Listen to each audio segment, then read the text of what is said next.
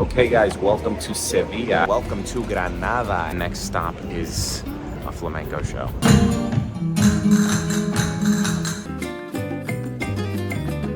So I had myself a tostada with turkey and brie. We are going to the Alhambra Palace.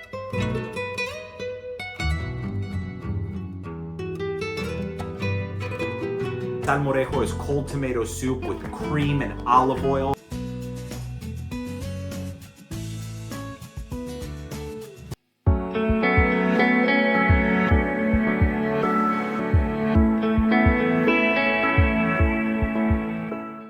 Hello and welcome to another episode of Mantar. Thank you all so much for coming back. If it's your first time, welcome to the show. And today, my friends, we are continuing with the Spain series. This is a 4-part series. This is going to be part 2. And today's video is going to take us through 2 cities in the south of Spain. I'm super excited for this episode because I have never been any place like the south of Spain. It is a very, very unique place to visit. And so I do want to jump pretty quickly into it, but really quick before we get started, if you like this content, go ahead and hit that little subscribe button. It is of no cost to you, but it is tremendously helpful to me. Also, leave a like, leave a comment, hit that little notification bell so you do not miss future Mantar videos.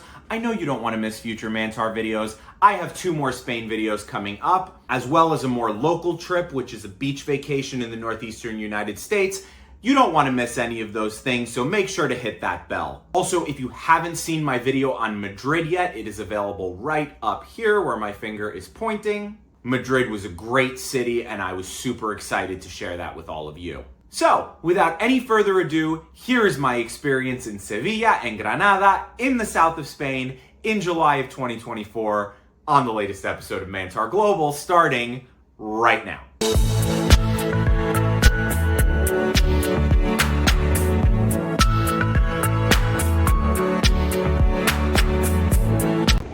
Okay guys, welcome to Sevilla. I just got off the train and I'm ready to spend the next 2 days here.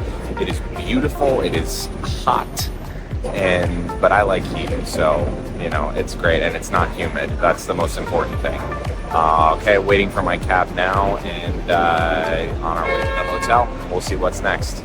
So I got in my taxi and was getting my first glimpses of Sevilla. Right away, I noticed that the architecture and the feel of the city was very different from Madrid. It had a definite old charm desert kind of feel, which was very different from the more grand and royal looking buildings in Madrid. And what I came to find out pretty quick is that there are a lot of streets in Sevilla that are pedestrian traffic only. So there are a ton of narrow little streets over here. They're very narrow for the cars, but there are also a lot of ones that are just pedestrian traffic. So the cab driver let me off a little bit far from the hotel, to be honest with you. But he said it'd be easier to walk than it would be for him to try and drive around on the streets, and there was construction and everything. I don't know if he was trying to get me out of the cab or what, but yeah, he basically sent me walking the rest of the way. But the upside of walking is that I got to take a look up close at the beautiful buildings in Sevilla. The city of Sevilla is just like candy for your eyes. It is just the most charming place.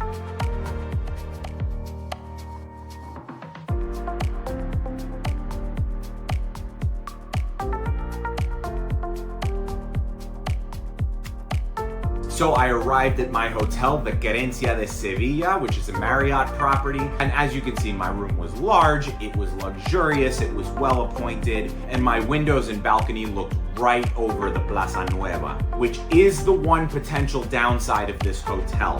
The Plaza Nueva is a very, very busy area, and I was there on the weekend, so my first night was Saturday, and it was quite loud coming from the street. I was only 1 floor up with my windows facing the plaza, and I actually had to put on a little white noise on my phone so that I could sleep. So that is something you need to be aware of if you stay at this property, is that you may need to figure out a little white noise or something, because there is a lot of noise coming from the plaza. But that said, you really are in a prime location in Sevilla, and the property is very nice. And so the first thing I did, because I had been traveling all morning and I had been walking a lot in the days prior, is I went up to the pool. And I would tell you, if you stay at this property, the pool is not really something to miss. I know that a lot of people would think when they're visiting a beautiful foreign city not to just hang out by the hotel pool, but it's not just a hotel pool. It's a roof deck with a view of Sevilla. Bellissimo, beautiful. You don't want to miss that view, and you also don't want to miss hanging out by the pool. I was in the south of Spain and it was July, which means that it was about 100 degrees Fahrenheit every single day. So cooling off in the pool was an essential activity. But first, I relaxed a little bit on the lounge, and of course, I'm in Spain, so I had to order myself some croquetas.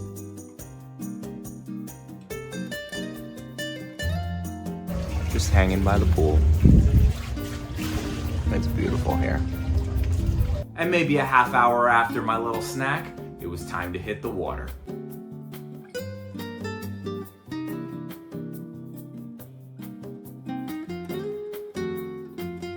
Now, the Mantar faux pas of the Spain trip was that I had completely forgotten that my entire wallet was in my bathing suit pocket. All right, so after my little jaunt at the pool, time to explore the town. So after an interesting afternoon by the pool where I fully went in with my wallet in my bathing suit pocket, it's still drying.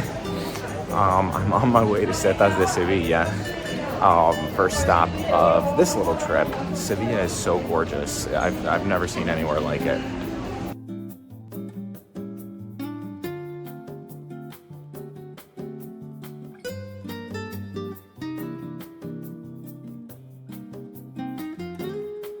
And so I made my way over to Setas de Sevilla. Now, Setas de Sevilla is basically a gigantic art installation, and it is actually known as the world's largest wooden structure.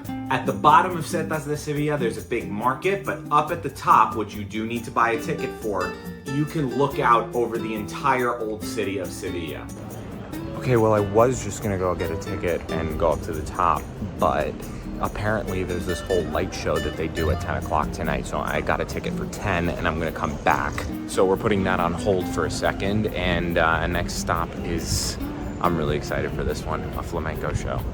So with my tickets to the Setas for later, I had a little quote-unquote iced coffee. They don't really do a lot of proper iced coffee in Europe, but they gave me some ice with the hot coffee that they made me. And then it was time to check out the Teatro Flamenco. And yes, everybody sitting in that audience was a tourist. I'm under no delusions that this is something that the locals go to. This is 100% for tourists.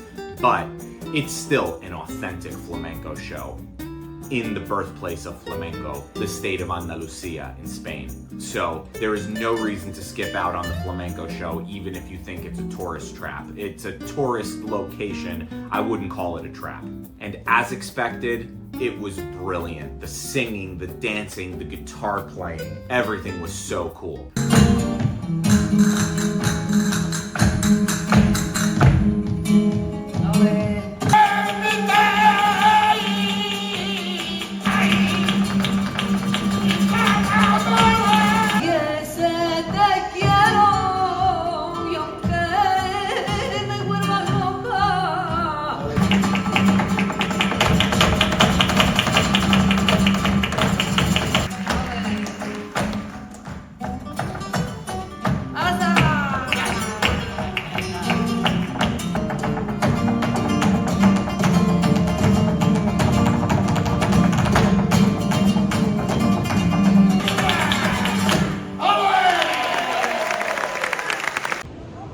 That was so good. That was so good. The singers, the dancers, everything. You gotta check out El Teatro Flamenco in Sevilla. It's an absolute must. Okay, so then dinner time, and I went to a restaurant that the hotel had recommended me called Islamorada, which translates in English to the Purple Island. I don't really know the significance, but I had a very nice dinner there. I started with a tortilla, which again, if you missed it in my Madrid video, tortilla in Spain means omelet. It's not tortilla like Mexico, which is like the fluffy bread things that we're used to.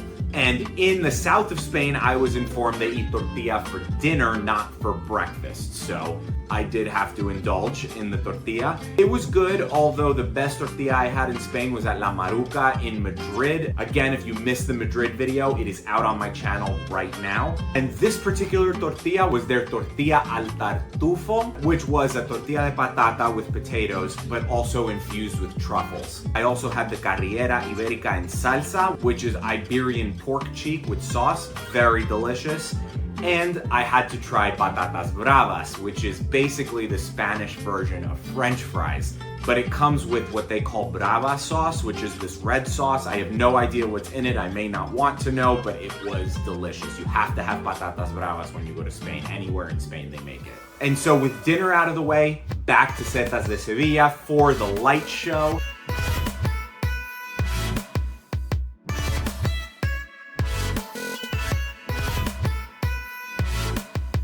Which was really cool, but I did find it a little underwhelming because I was under the impression that the lights would light up the entire structure. And there are actually only bits and pieces of the structure that light up, so you're kind of watching the lights in sections. I don't know, I was sort of under the impression that it was gonna be a whole light show across the whole thing. So just be aware, the light show is pretty, but it doesn't cover the whole structure. Maybe that won't make you mad if you're prepared for it.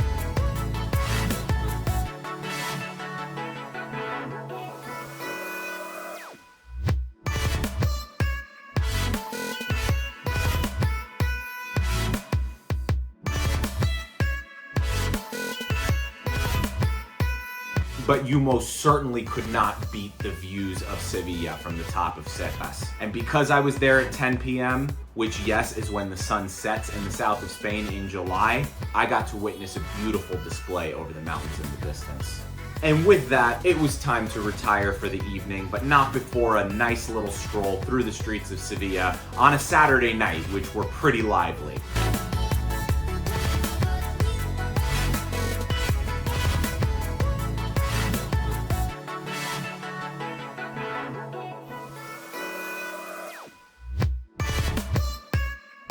Okay, day 2. Okay, buenos dias, mi gente, and welcome to the one full day that I will have in Sevilla. I'm gonna try and pack a bunch of stuff into today just so that I can get a good tasting of the town. But I think our first stop is I want to try this tram. I could walk to my first destination, but I feel like you have to try the tram, right? Supposedly you can just pay with a credit card on the tram, so I'm gonna try and do that. So yes, I was able to pay with credit card. I love riding on trams in other cities, as you get to watch the city go by with people in the stores on either side. And this tram was beautiful, clean, very efficient, 10 out of 10.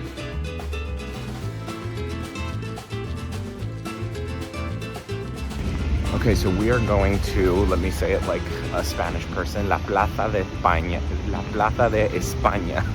I think the S's are still S's, but the C's and Z's are the lisp. Anyway, we're going to I'm gonna say it like an American, La Plaza de España. And it looks like it's through this little park, which is adorable.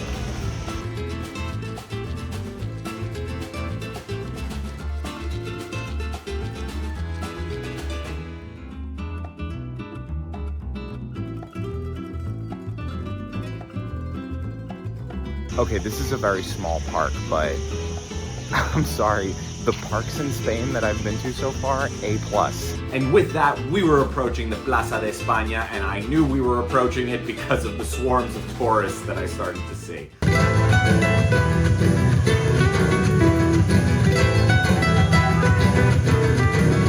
And I stepped out onto the plaza, and oh my gosh, was this place beautiful. Brilliant and unique architecture and mosaics, art and sculpture on the walls, on the inside and on the outside. A little pond that you could go rowboating on. And inside the plaza there were 2 levels, so you could go up and look out over the plaza as well.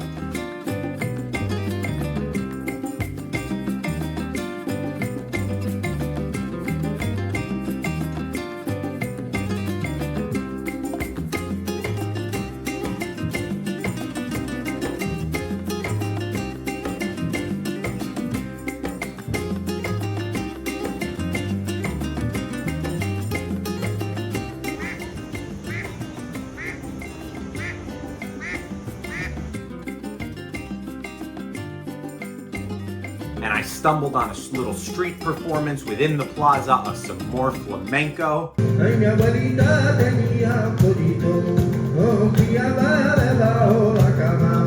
Cada vez que mi abuela decía, yo el pollo le pillaba.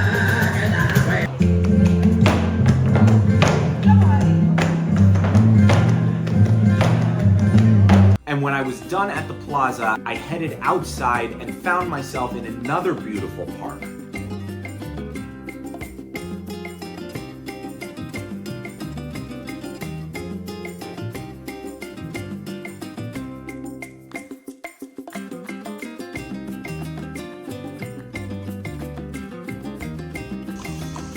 Okay, so where I'm sitting now, I actually had on my itinerary, but I ran into it by accident after the plaza.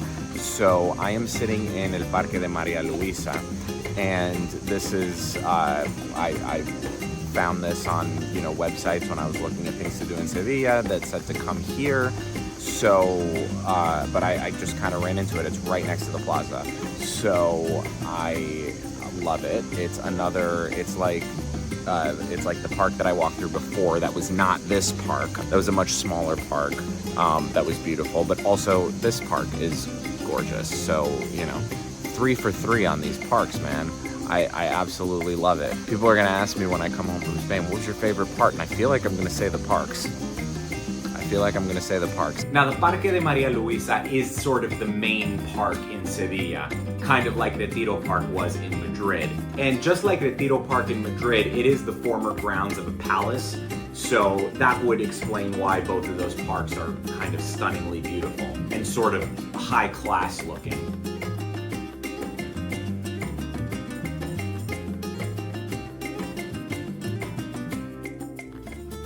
So after I'd had my fill of the park, I took a little walk through the town.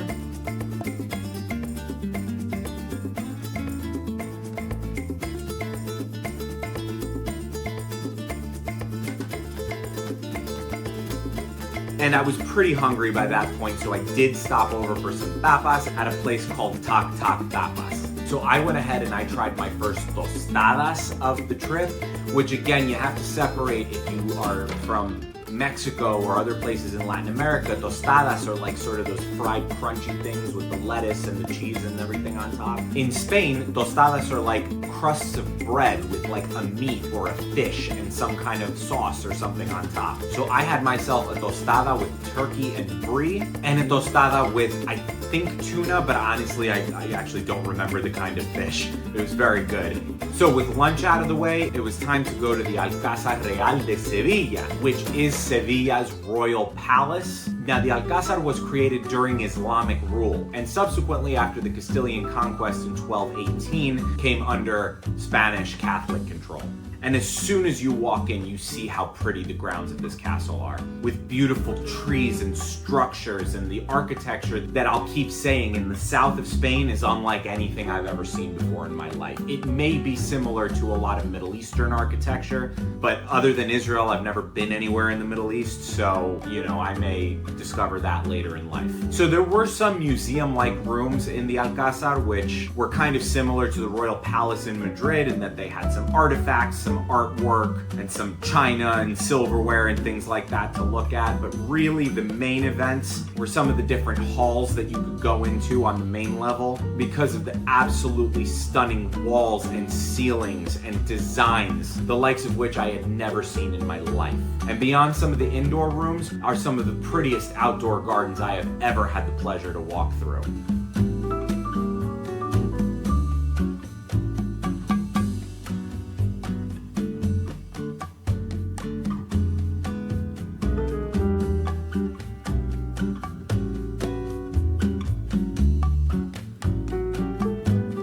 There was a structure, a wall-like structure that you could climb up onto the second level and take a look at the gardens and the grounds from up on high, so I took advantage of that. And I really have to say the Alcázar in Sevilla was one of my favorite parts of the south of Spain. And I went to another castle later that people might be surprised that I kind of like the Alcázar better, but we'll get to that in a moment. So after walking through the Alcázar, it was time to check out the Cathedral of Sevilla. And now every Spanish city I went to had a cathedral. And I didn't really go to any other cathedrals except for one in a subsequent video that will be coming out soon, because I didn't want to get repetitive with a cathedral in every city. But I did go to the one in Sevilla. And what's interesting is other European cathedrals and as well as the Notre Dame that I went to in Montreal, they were really known for their paintings. The ceilings, the walls, all kinds of paintings. This particular cathedral was a lot more sculpture and stained glass oriented.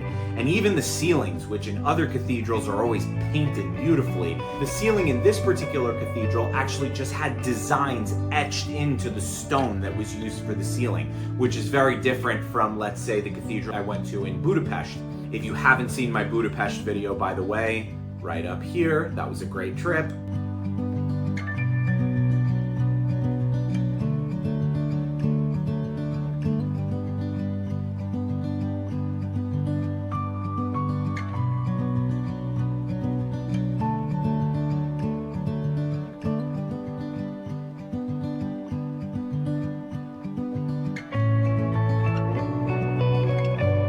And just outside the cathedral in their courtyard is El Patio de los Naranjos, which means the orange tree courtyard. Presumably these are all real orange trees. I didn't see any oranges growing. Maybe it's not the season. Who knows? I'm not an expert.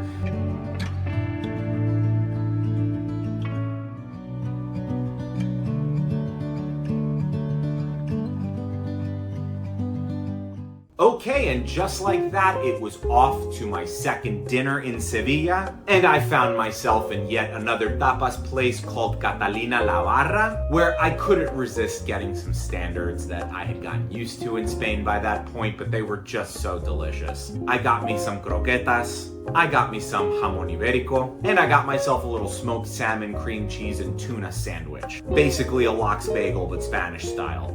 That was delicious. And of course, my little cafecito to end the night. But wait, before I was done, I had to get a little ice cream. I was feeling ice cream. So I found my way over to Rayas. It was highly, highly recommended on the internet, and it did not disappoint. I had 2 different types of chocolate ice cream. Don't ask me to remember what the flavors were, I don't, but delicious. And to walk off that dinner and that ice cream, I had to take one last little loop around the town of Sevilla just to take in the city for the last time.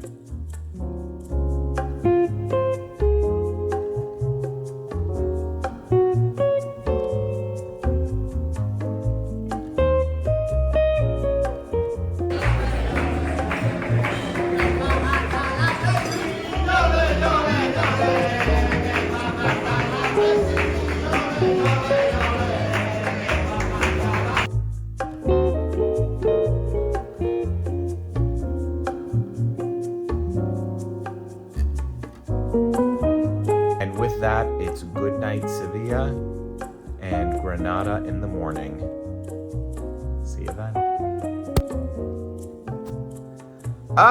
Okay, good morning. The sun is streaming through my window, and I gotta get up because I gotta get on a train to Granada. Let's go. And with that, it was time to pack my bags and say goodbye to Sevilla. I love you, Sevilla. You're a beautiful city. But we had to get on the train to Granada. I will be reviewing all my train trips in Spain. That's going to be on a subsequent video, so you won't get the train trip on here. But stay tuned on this channel. Remember to ring that bell, and you will get the review of all my train trips in Spain in a separate video. Okay, and we just got off the train, and welcome to Granada. Time to get to the hotel. And on my way to the hotel, couldn't resist taking a few snapshots of my first glimpses of the city. My hotel was located in the Albaicin neighborhood in Granada, which is the old historic section. It also does not really allow cars in certain sections. Taxis and buses and tour buses and things like that are given special dispensation, but you actually have to go through a barrier that validates that you're an authorized vehicle to drive into this part of the town, which was so interesting. And there was barely any cars on the streets, mostly pedestrian traffic, so that was a cool little thing. My hotel was the Casa 1800, or in Spanish, the Casa 1800, and it is a lovely little accommodation if you're spending a couple of days in Granada. I will say that my room only faced the indoor open courtyard, which is to say it's within the property, but the ceiling is open, and so there really was no room for me to draw the curtains, otherwise people would be able to see in my room. So my room was pretty dark because I had to keep the curtains closed the whole time. So that is something to consider if you're considering staying at the Hotel Casa 1800. I don't know if all the rooms are like that, but I know plenty of the rooms were like that. And then it was time to go ahead and explore a bit. Okay guys, welcome to Granada and our third stop on this Spain trip. We are here, we are ready, let's do it.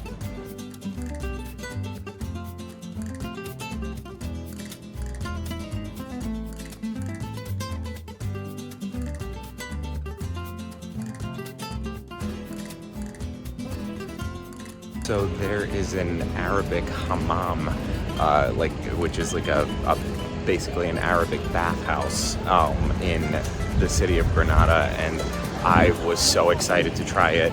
And they are closed all week for maintenance, and I'm only going to be here today and tomorrow, so that sucks. Wanted to show that to you guys, but that's all it is they're closed for a week for maintenance. So if you are in Granada on a week that they're not closed for maintenance, which I assume is most weeks, you should check that out. And maybe if you have or you're going to, let me know in the comments how it is, because I'm not going to be able to experience it.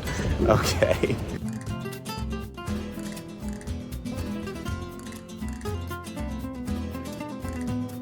And just like that, it was time for dinner, and I headed over to a restaurant called Los Manueles. I wonder if it's run by two guys named Manuel, Los Manueles. And I was in a big seafood mood. And supposedly Andalusia is known for its seafood, so we had to go ahead and get this done. So after ordering my agua con gas, which earned me a free tapa for ordering the beverage, of French fries and some kind of meat, I went ahead and I had the fried calamari, which yes, you can get in the United States, but the waiter recommended it and it was very good, to be fair. And I got a pretty great ceviche of chilled sea bass. It's not the best ceviche I've ever had in my life, but it did the trick. And there is a part of me wondering if this restaurant is slightly tourist trappy. I'm wondering if I could have gotten a better ceviche somewhere else. But that said, it wasn't bad. I did finish the whole thing. And I was excited for the homemade desserts that they advertised on their menu. So I got the crepe relleno, which was basically a filled crepe with vanilla ice cream and chocolate sauce. The crepe was didn't taste fresh or homemade, so that was a little bit disappointing. So honestly, I would give Los Manueles maybe 3 out of 5 stars. It was good, but it wasn't the best meal I had in Spain by a long shot. And then after dinner, I did have to take a walk through the town, stopping into a few little shops and seeing what was around. There was so much beautiful artwork and dresses and homemade ceramics, and they all really had a Middle Eastern flair about them. It was very, very distinct. It was sort of like a Spanish Middle Eastern fusion. I did end up buying myself a homemade ceramic bowl. Here it is. I think it's very pretty. I couldn't resist buying it.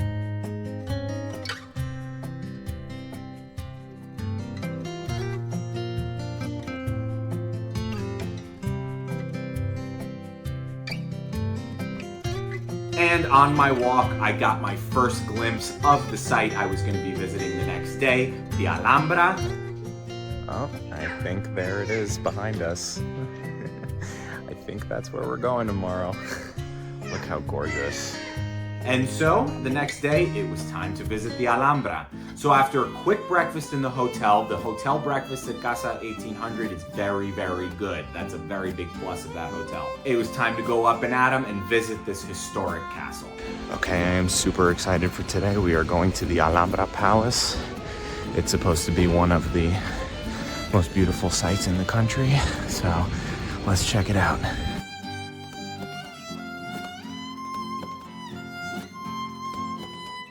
Oh my god, it's very uphill. Very uphill. And this is a UNESCO World Heritage Site, and I did know why upon entering the grounds. It is quite beautiful. The Alhambra is supposedly one of the most famous monuments of Islamic architecture and one of the best preserved palaces of the historic Islamic world. And for the Alhambra, your ticket gets you in for the day to the entire grounds, but the Nasrid palaces, which are the most impressive ones, that is a timed entry. So you have a ticket that gets you in everywhere on the site for the whole day, except the Nasrid palaces are gonna be only during your time slot. So when I first got in, I was about an hour ahead of my timed entry into the Nasrid palaces. So the first place I went was the Generalife, or if you're English speaking, it's spelled General Life, which is famous for its beautiful gardens.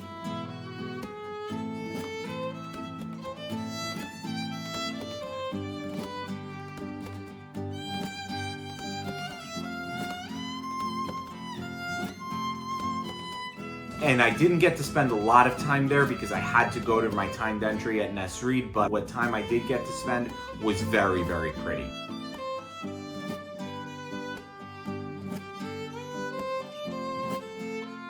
So then next on the list were the Nasrid palaces, which I'm not even going to talk about too much. I really want to let the images speak for themselves, but suffice it to say, it did remind me a lot of the Alacazar in Sevilla, with the beautiful etched architecture into the walls, into the concrete, and into the ceilings. You could tell the heavy Islamic influence, as well as the unique Southern Spanish style.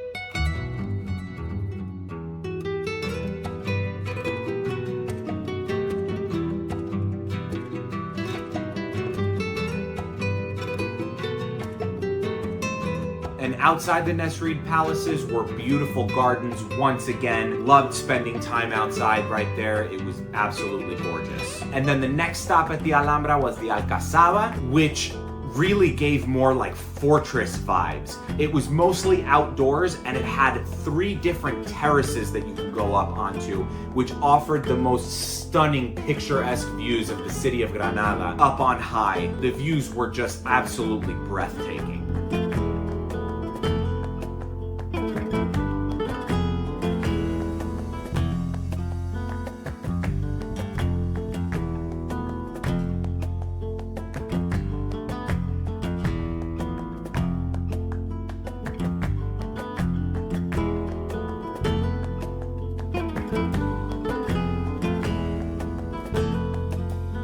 And the last stop at the Alhambra was the Palace of Charles V. Inside the palace, it mostly houses a museum, but there is a really cool circular courtyard in the middle. Okay, so I'm back in my hotel room because I didn't want to sit out there in the heat and review the Alhambra, but it was, as you could see, something that anybody visiting Spain should probably go to at least once. Beautiful. The intricacies of the moldings on the walls and the architecture, the ceilings and the Nasrid palaces, I hope I'm pronouncing that right, and the views from the Alcazaba. It's a really beautiful place to visit.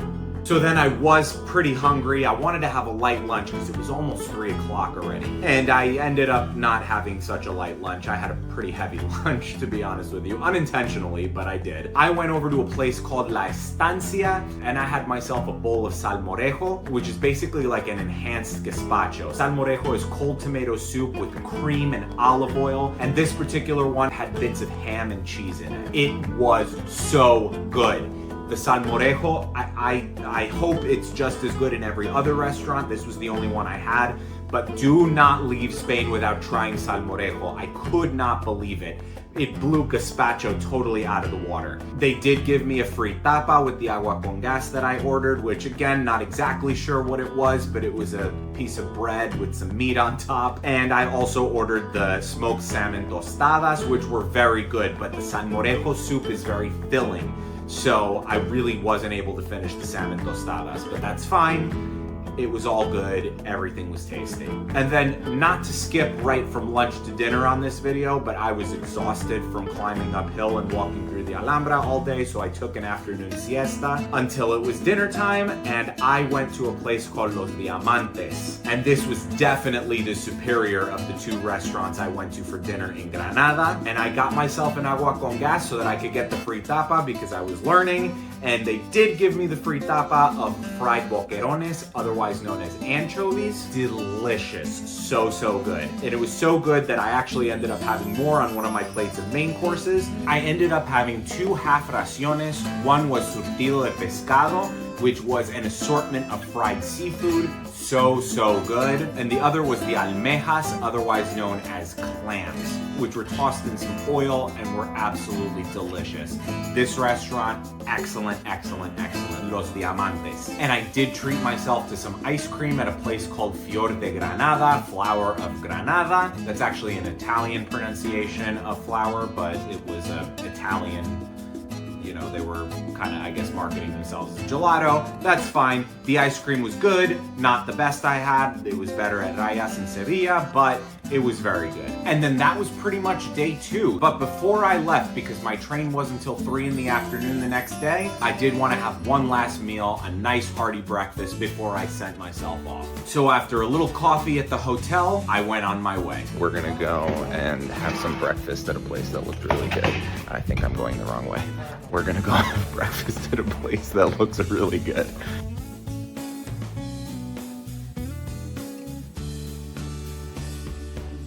So many streets that are just like cobblestone, and there's stairs. You gotta go up. Okay, so the theme for the Granada part of this trip is that places are closed. So I was gonna go to a brunch spot that looked really good called Café por Gatos, and it is closed. Cerrado, bye-bye. So now I'm starving. I'll go back to the main plaza. I'll find something for breakfast. My American self.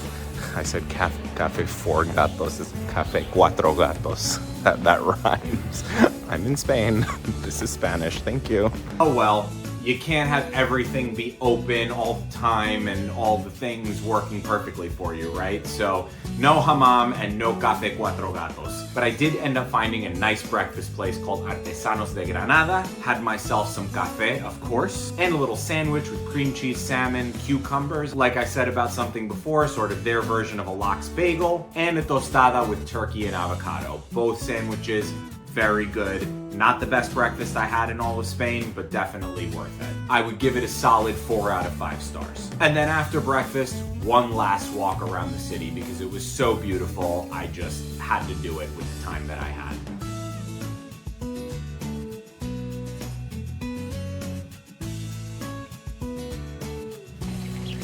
So one of the places I didn't get to go, actually a couple of places I didn't get to go on this trip to the south of Spain is the beach areas in the south, like Cádiz and Málaga.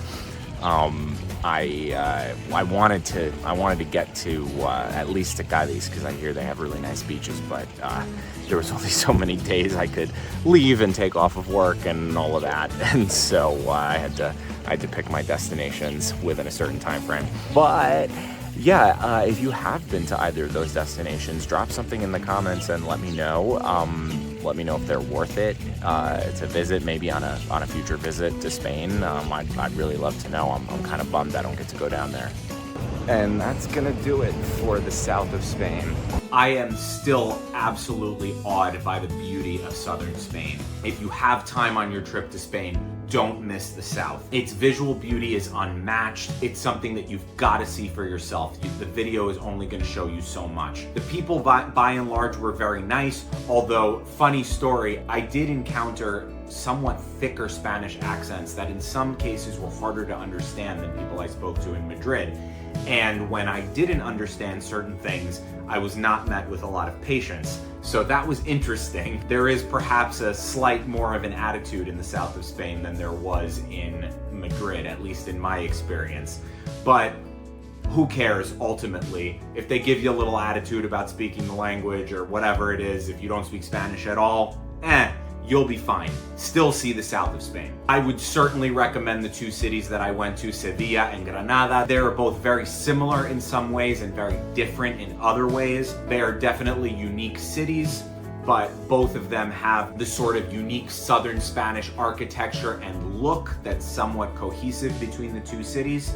And certainly the Alcázar and the Alhambra are two beautiful palaces that you do not want to miss when you come down to the south of Spain. A thing to note is that you're probably not going to have your standard Hiltons, Marriott, although the Querencia de Sevilla is a Marriott property, so I was able to find that, but you're probably not going to get most of your classic chain-style hotels in the south of Spain. You're probably going to get more boutique-type places, which is fine. It can be a very good thing. They can take extra care the way that a franchise maybe doesn't in some ways.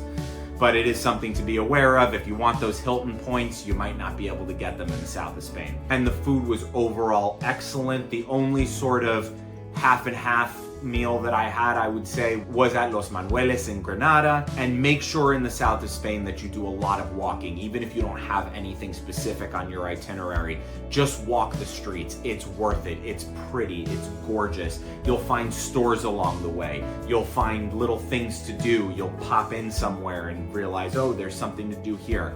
Do not miss a flamenco show. They have them in Granada too, so I'm sure they have them in a bunch of cities. But whatever city you end up in the south of Spain, make sure you don't miss a flamenco show. Super, super, super worth it. Even if it's a touristy thing, you're still getting authentic from the birthplace of flamenco.